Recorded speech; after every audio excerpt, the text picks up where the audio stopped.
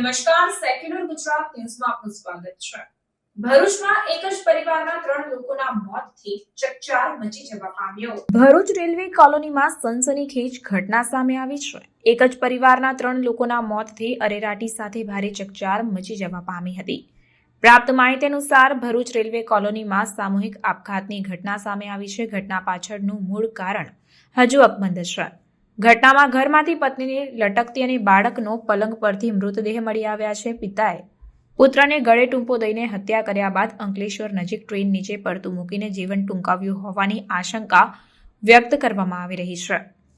અરેરાટી ભરી ઘટના ભરૂચ રેલવે કોલોનીમાં બની હતી. હાલ તો પોલીસે ઘટના સ્થળે પહોંચી ત્રણેય મૃતદેહનો કબજો મેળવી પોસ્ટમોર્ટમ અર્થે સિવિલ હોસ્પિટલમાં ખસેડ્યા છે. પોસ્ટમોર્ટમ રિપોર્ટ બાદ મોતના કારણો જાણવા મળશે.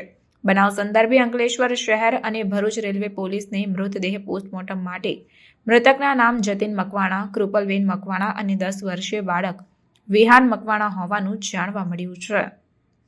રિપોર્ટર આરીફ દિવાન, સેક્યુલર ગુજરાત ન્યૂઝ. સમાચારોની અવનવી અપડેટ્સ માટે જોતા રહો સેક્યુલર ગુજરાત ન્યૂઝ. સાથે સેક્યુલર ગુજરાત ન્યૂઝ ચેનલને લાઇક, શેર અને સબસ્ક્રાઇબ કરો અને બેલ આઇકોન દબાવીને સમાચારોની ઝડપી માહિતી મેળવો.